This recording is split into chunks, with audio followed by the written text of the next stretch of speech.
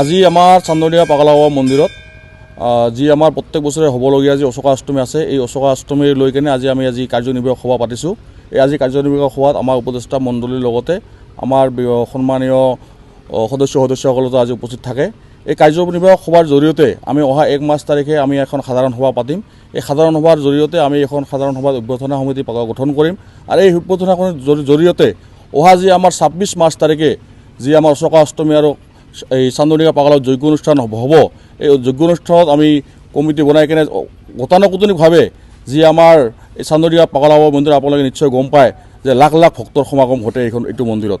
তো গতিকে আমি ভাবিছোঁ সকলো ভক্তপ্ৰাণ ৰাইজৰ আশীৰ্বাদত, সকলোৰে ৰাইজৰ সহায় সহযোগিতাত আমি এই অনুষ্ঠানটো এইবাৰো আমি জাক জমকতাৰে ধৰ্মীয় ৰীতি নীতিৰে আমি যাতে সুচাৰুৰূপে পালন কৰি লৈ যাব পাৰোঁ আৰু যাতে আমাৰ অঞ্চলৰ যে মানুহখিনি যাতে আমাৰ পাগলা বাবা যাতে আশীৰ্বাদ কৰি যাতে আমাৰ যি ভক্তপ্ৰাণ ৰাইজ যিখিনি আহে আমি যাতে সকলোৱে আশীৰ্বাদ ভালে কুশলে থাকিব পাৰোঁ, তাৰ কাৰণে আমি প্ৰগ্ৰামখন পাতিবলৈ যোজনা কৰিছোঁ।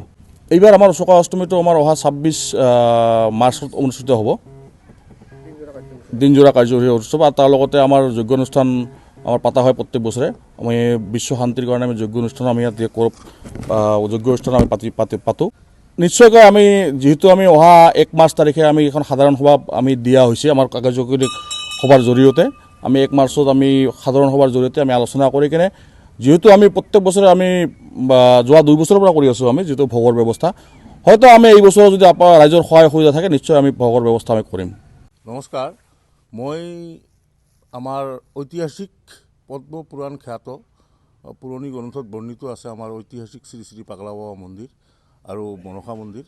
তো আমি এই পবিত্ৰ ভূমিৰ পৰা আমাৰ অসম চৰকাৰ লগতে আমাৰ গোটেই বিলাসীপাৰা সমষ্টিবাসী ৰাইজ তথা অসমবাসীক এটা কথা অনুৰোধ জনাব বিচাৰিছোঁ যে আগন্তুক যিটো 26 মাৰ্চত যিটো আমাৰ অশোকা অষ্টমী স্নান যিটো হ'ব, এই স্নানত সকলোৰে সহায় সহযোগিতা কামনা কৰিছোঁ। ইয়াৰ উপৰিও এটা অতি দুখৰ বিষয় আৰু পৰিতাপৰ বিষয় যে আমি এতদিনে গোটেই ইতিহাসৰ পাতে ঢুকি পোৱাৰ পৰাই আমাৰ গোটেই ৰাইজে ইয়াতে ধৰক বিভিন্ন জাতি জনগোষ্ঠীৰ মানুহ আছে, ইয়াতে ৰাভা ভাইসকল আছে, বড়ো ভাইসকল আছে, ৰাজবংশী ভাইসকল আছে, নাথসকল আছে, আমাৰ বেংগলী সম্প্ৰদায়ৰ মানুহ আছে, বিভিন্ন জাতি বৰ্ণ ধৰ্ম নিৰ্বিশেষে আমি ইয়াতে মানে একে আটকধুনীয়াকৈ প্ৰতি বছৰে অশোকা অষ্টমী স্নানটো কৰোঁ। কিন্তু অতি দুখ আৰু পৰিতাপৰ বিষয় এয়ে যে আমাৰ এই পবিত্ৰ ভূমিটো আৰু ওচৰে পাঁজৰে সংলগ্ন কিছুমান গাঁও যেনেকৈ নুনমাটি, ৰাভাপাৰা,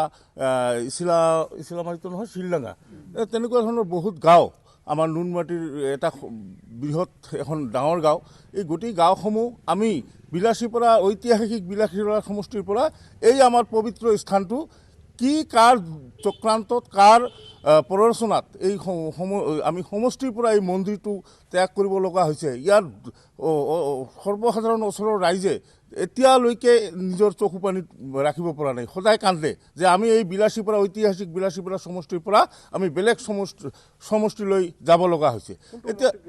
এতিয়া আমাৰ এই মন্দিৰটো এতিয়া আমি জনামতে বীৰ সিং জৰুৱাত গৈছে। এই বিষয়টো আমি আগতে উত্থাপন কৰিব লাগিছিল আৰু এই বিষয়ে আপোনালোকক এটা কথা জনাব বিচাৰিছোঁ, যেতিয়া আমাৰ এইটো ডেলিমিটেশ্যন হৈছিল তেতিয়া এই অঞ্চলৰ সৰ্বসাধাৰণ ৰাইজৰ লগতে বহুত ইণ্টেলেকচুৱেল মানুহ, বহুত জনা বুজা মানুহে আমাৰ মন্দিৰ কমিটিৰ ফালৰ পৰা আমি বহুত ঠাইত দৌৰা দৌৰি কৰিছোঁ যাতে এই ডেলিমিটেশ্যনৰ ক্ষেত্ৰত আমাৰ এই ঐতিহাসিক চান্দডিঙা পাগলা বাবা মন্দিৰটো আমি যাতে বিলাসীপাৰা সমষ্টিত থাকিব পাৰোঁ। কাৰণ এইটো এটা ভক্তৰ অগণন ভক্তৰ লাখ লাখ ভক্তৰ সদায় সমাগম হয় ইয়াতে। অশোকা অষ্টমী স্নানত আপোনালোকে আগৰ পৰাই চাই আহিছে, প্ৰতি বছৰে আপোনালোকে হয়তো ইয়াতে কাভাৰ কৰে, আপোনালোকে চাইছে 1 লাখৰ পৰা 2 লাখ মানুহ, 1.5 লাখৰ পৰা 2 লাখ মানুহ হয়। ইয়াতে গাড়ী ৰখাৰ ঠাই নাথাকে, মানুহ থিয় হোৱাৰ ঠাই নাথাকে।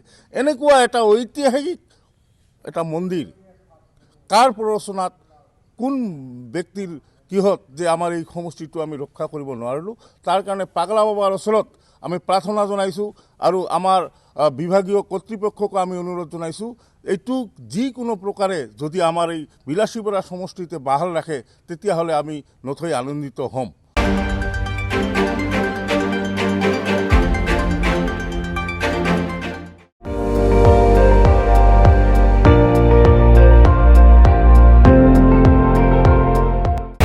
আপুনি চাই আছে ND24, সৰ্বশ্ৰেষ্ঠ নহয় সৰ্বোত্তমৰ দৌৰ।